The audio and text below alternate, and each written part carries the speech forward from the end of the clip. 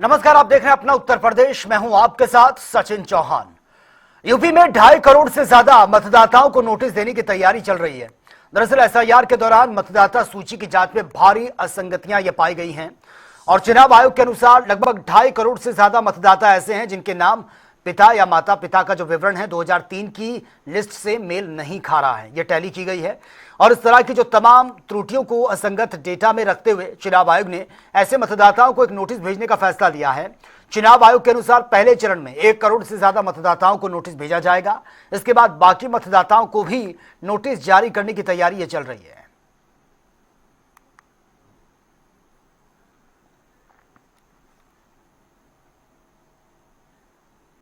और फतेहपुर पहुंचे प्रभारी मंत्री अजीत पाल सिंह ने बीजेपी कार्यालय में प्रेस कॉन्फ्रेंस को संबोधित किया।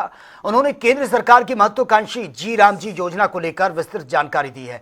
उन्होंने कहा कि यह योजना ग्रामीण विकास और मजदूरों के उत्थान की दिशा में एक ऐतिहासिक कदम है और इसे लागू होने से ग्रामीण क्षेत्रों के श्रमिकों को साल में 125 दिन का सुनिश्चित रोजगार भी मिलेगा। काम करने के 1 सप्ताह के भीतर मजदूरी सीधे उनके खातों में पहुंच जाएगी।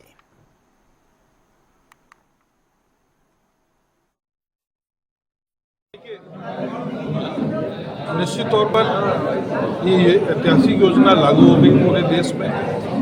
इसमें गारंटेड 125 दिन का रोजगार है और जो भी से मजदूर काम करेगा उसको 1 हफ्ते में उसका पैसा मिल जाएगा। अगर किसी कारणवश नहीं मिलता है उसको देरी के साथ उसको पैसा वापस मिलेगा।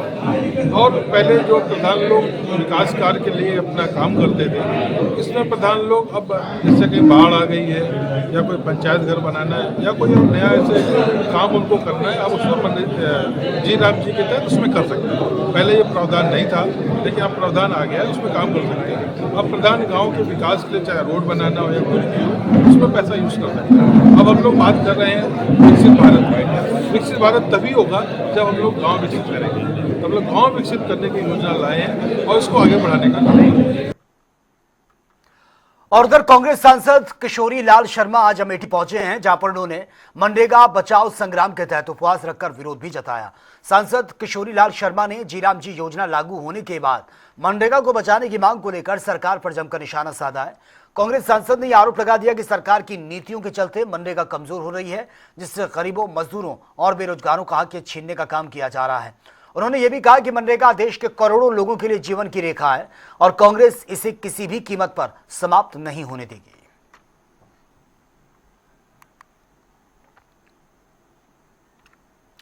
और उधर फतेहपुर में भी जी राम जी योजना के विरोध में कांग्रेस ने प्रदर्शन किया है और कांग्रेस का यह आरोप है कि केवल नाम ही नहीं बल्कि पूरे मनरेगा का ढांचा बदल के रख दिया गया है, जिससे गरीबों को जो काम उनका चलता था, बेरोजगार अब वो हो चुके हैं और इसमें रोजगार की गारंटी थी, उन्होंने गारंटी भी खत्म कर दी है और पंचायत के सारे अधिकार खत्म कर दिए गए।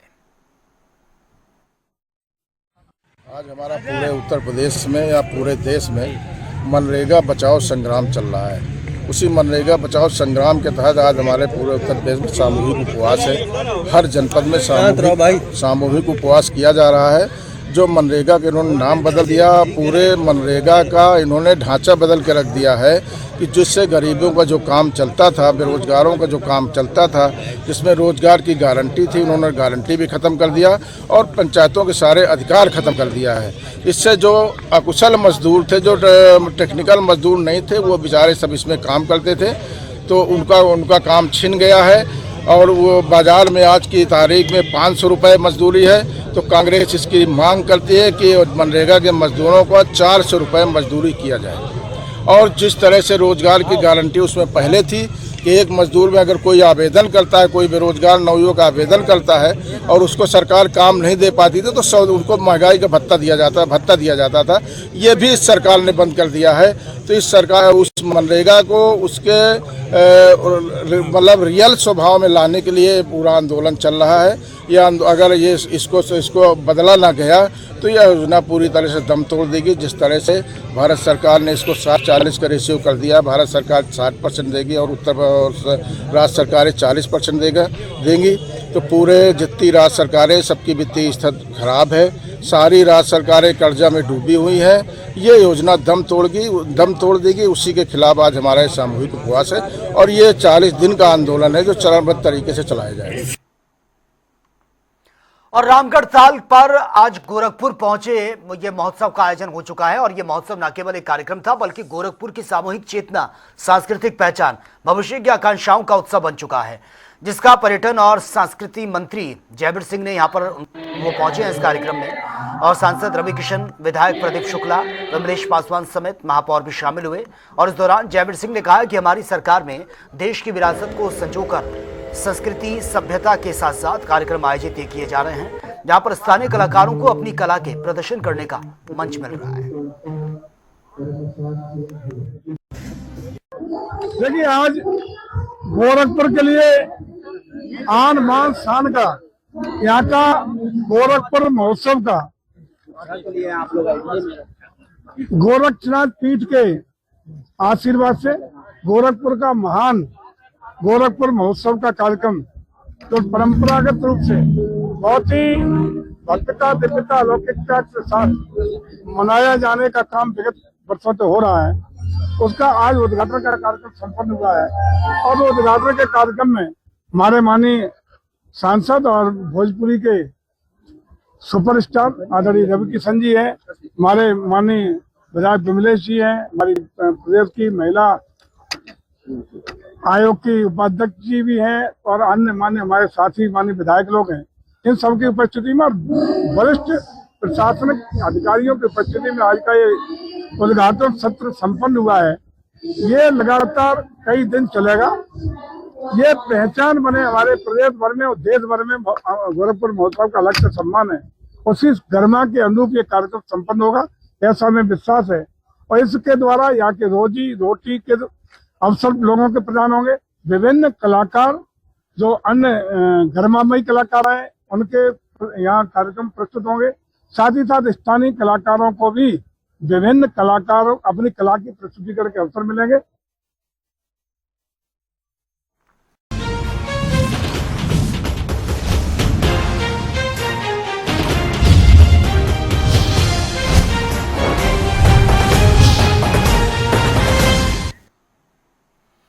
और प्रदेश के कृषि मंत्री सूर्य प्रताप शाही ने कहा कि पिछले कुछ सालों से सरकार ने कृषि क्षेत्र को मजबूत करने के लिए लगातार प्रयास ये किए हैं।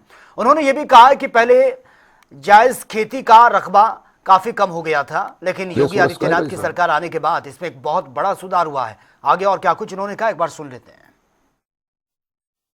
पिछले कुछ सालों से हम लोगों ने यह प्रयास किया है कि जायद की खेती की ओर किसानों का ध्यान बढ़े।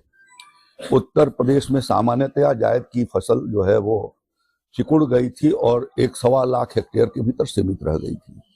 योगी आदित्यनाथ जी की सरकार आने के बाद यह जो हम लोगों ने प्रयास शुरू किए, उसकी वजह से जो 1.25 लाख हेक्टेयर के भीतर जो जायद की खेती होती थी वह लगभग 11 लाख हेक्टेयर में की जा रही है। उसके लिए पिछले 2 वर्षों से हम लोगों ने और इस बात का प्रयास किया कि गन्ना क्षेत्र के भीतर, गन्ने के ही खेती के भीतर मिश्रित खेती कैसे प्रारंभ कराई जाए। और उसके लिए हम पिछले साल लगभग 1 लाख हेक्टेयर में हम लोगों ने किसान भाइयों को उर्द और मूंग के बीज सुलभ करा करके और उनको ये व्यवस्था करी कि जिससे कि उसके भीतर वह न पैदावार दलहन और तिलहन की बढ़ाई जा सके और खेती की लागत को घटाया जा सके। इस साल भी योगी आदित्यनाथ जी की सरकार ने तय किया है कि 1 लाख हेक्टेयर क्षेत्र के भीतर जो अभी बसंतकालीन गन्ना लगाई जाएगी फरवरी से लेकर के और अप्रैल के बीच में, इसके भीतर 1 लाख हेक्टेयर के भीतर हम लोग जायद की फसल को ध्यान में रखते हुए गन्ने के साथ दलहन के अंतः फसली कार्यक्रम को चलाएंगे और उसके लिए किसानों को निःशुल्क मिनी किट बीज का उनको वितरण करेंगे, जिसमें उर्द और मूंग का बीज उनको सुलभ कराई जाएगी कि 2 गन्ना के लाइनों के बीच में उसको लगाया जा सके। और उधर कानपुर देहात के रसूलाबाद में चोरों ने पुष्टाहार गोदाम को अपना टारगेट बनाया है और चने की जो बोरियां थी साथ ही लाइटों पर भी हाथ साफ किया। बताया जा रहा है कि सुरक्षाकर्मी मौजूद नहीं होने के कारण चोरों ने इस घटना को अंजाम दिया है। फिलहाल पुलिस अज्ञात चोरों की तलाश में जुटी है।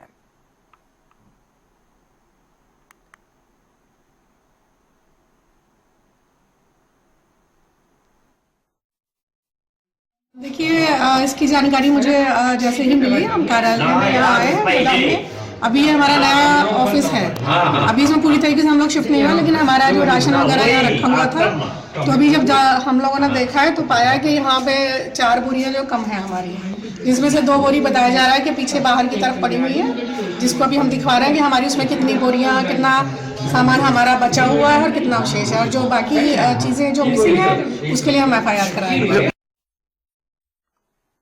लगातार चोरियों की घटनाओं से कहीं न कहीं रसूलाबाद में दहशत का माहौल बना हुआ है। बीती रात शनिवार को अज्ञात चोरों के द्वारा रसूलाबाद ब्लॉक में स्थित पुष्टाहार कार्यालय से कई चने की दाल की बोरियां गायब कर दी गई। हालांकि इस वक्त हमारी मौजूदगी उसी पुष्टाहार केंद्र के बाहर है। आप देख सकते हैं यहाँ पर कि जो CDPO मैडम है वो भी आ गए अपनी पूरी टीम के साथ में ऑर्गेनाइजेशन भी कर रहे हैं। इसी के बगल में पीछे आपको दिखाना चाहेंगे, यहाँ पर ये जो कमरा है, इस कमरे के पास में एक शराब की बोतल और कुछ पन्नियां पाई गई है, जहाँ पर आशंका जताई जा रही है कि पहले अज्ञात चोर यहाँ पे आए हुए, उन्होंने शराब पी है, शराब पीने के बाद फिर इसके बाद यहाँ पर जो यानी कि गोदाम है, गोदाम का मेन गेट है वो यहाँ पे तोड़ा गया है, उसमें हथौड़े चलाए गए हैं और सारी चीजें, उसके बाद ताला तोड़ के फिर यहाँ से 4 बोरियां गायब करने की आशंका जताई जा रही है। हालांकि पूरे मामले पर जो CDPO मैडम है उन्होंने साफ तौर पर कहा है पुलिस को शिकायत करेंगे और मामले की जाँच कराई जाएगी।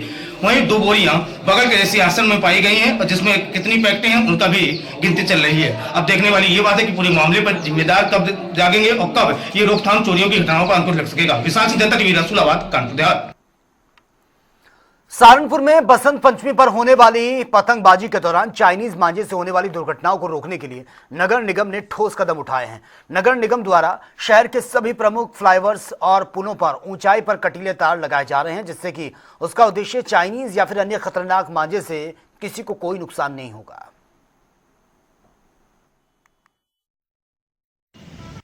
देखिए, बसंत पंचमी में काफी बार ये एक बड़ी ही दुखद खबर मिलती है जब लोग चाइनीज मांझे का इस्तेमाल करते हैं और उससे लोग दुर्घटनाग्रस्त हो जाते हैं, कई बार उनको जान से भी नुकसान होता है। और इसी क्रम में प्रशासन भी इसमें एक अभियान चला रहा है और चलाएगा, आगे भी चलाता रहेगा। हम लोग भी आपके माध्यम से, मैं खुद सबसे करबद्ध निवेदन करता हूं कि अपने बच्चों को, युवाओं को समझाएं कि वह चाइनीज मांझे का प्रयोग ना करें, और ये बड़ा ही उत्साह का, उल्लास का त्यौहार है, इसको उल्लास से, उत्साह के साथ मनाएं। नगर निगम में जो ब्रिजेस हैं उन पर कई बार ये मांझा आकर फंस जाता है, जिससे जो लोग अपनी बाइक से, स्कूटर से आ रहे होते हैं उन लोगों को चोटिल हो जाते हैं या कट जाते हैं काफी कुछ। उसके क्रम में पहले भी हम लोग ने किया था, अभी परसों भी हमारी टीम ने पूरा सब पुलों का निरीक्षण किया है।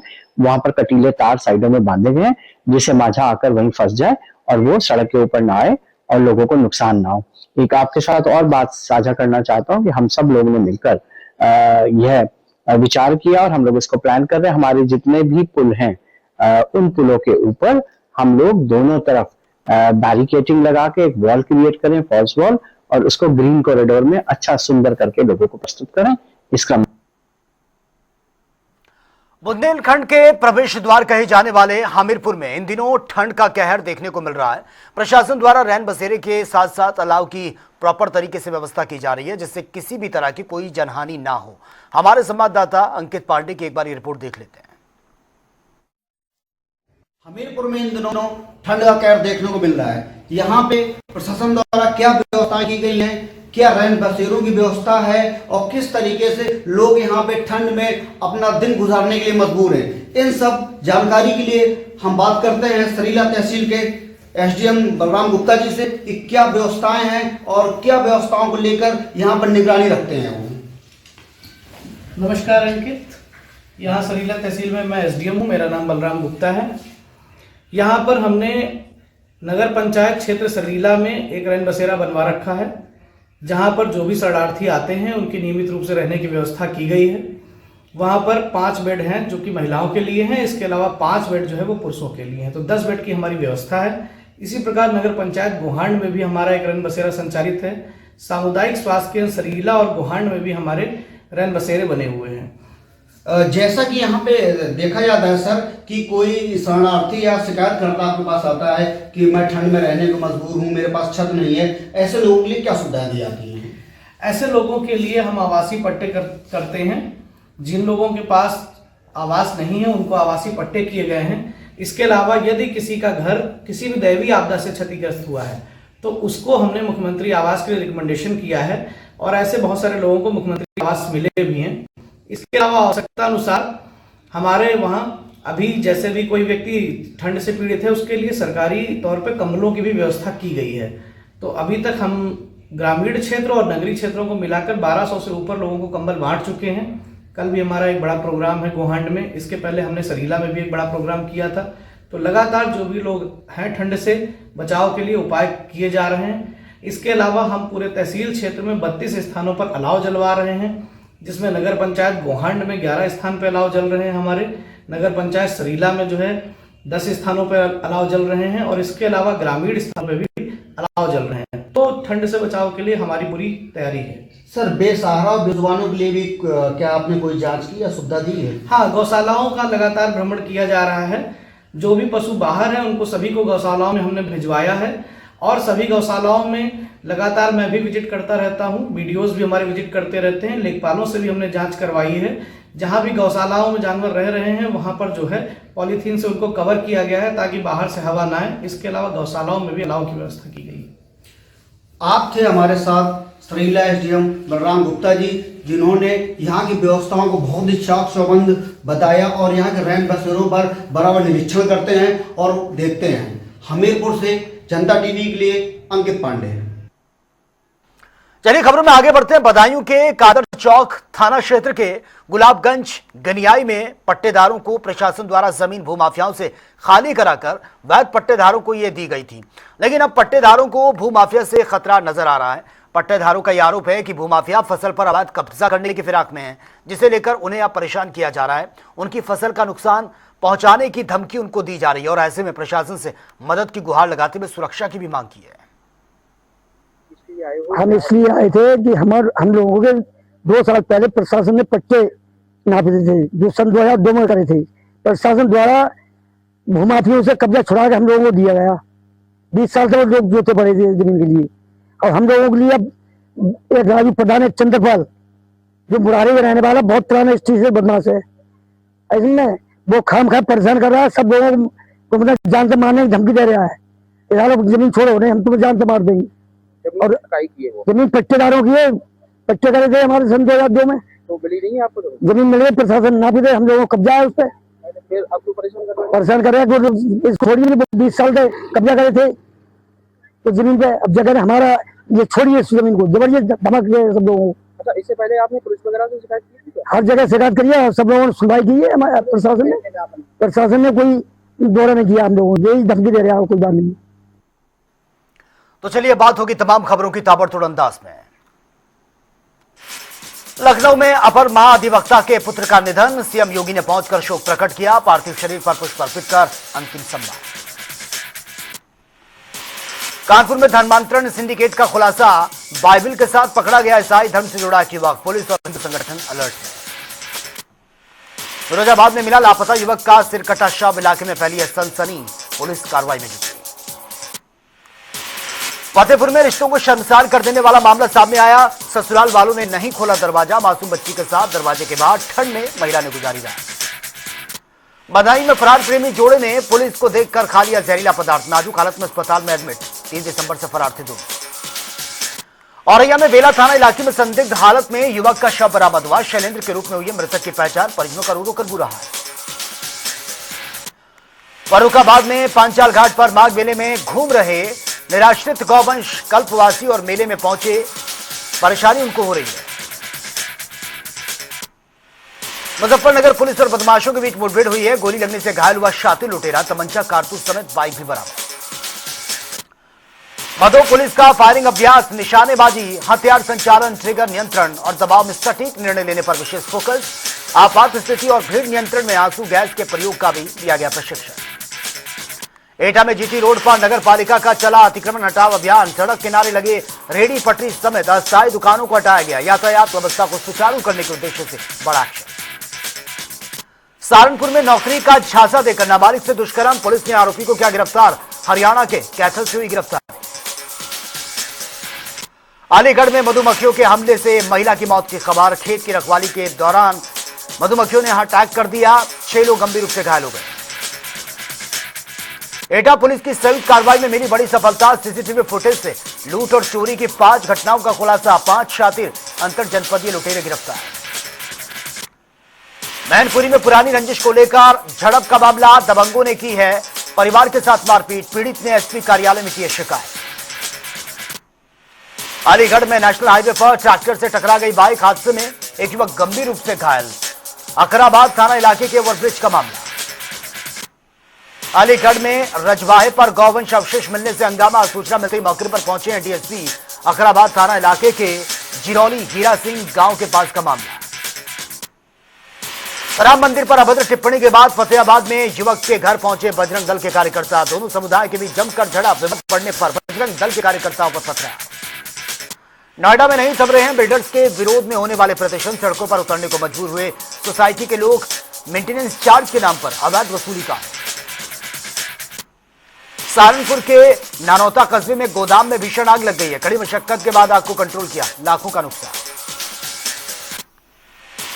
बीबीजी रामजी को लेकर कांग्रेस का विरोध, सहारनपुर में कांग्रेसियों ने किया धरना प्रदर्शन, महात्मा गांधी का नाम हटाने का आरोप लगाया।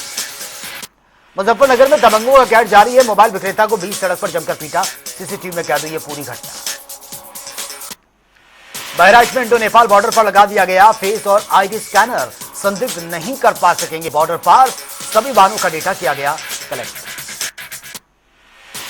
फर्रुखाबाद में मेला श्री राम नगरिया में भगवान कृष्ण का महाराज लीला, वृंदावन के कलाकारों की शानदार प्रस्तुति, जयकारों से गूंजा सांस्कृतिक पंडाल।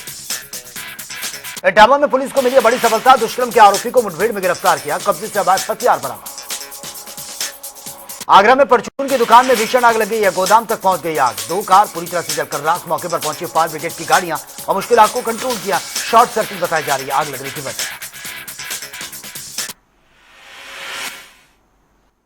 तो फिलहाल इस बुलेटिन में मेरे साथ इतना ही, लेकिन तमाम खबरों के लिए आप बने रहिए जनता टीवी के साथ। नमस्कार।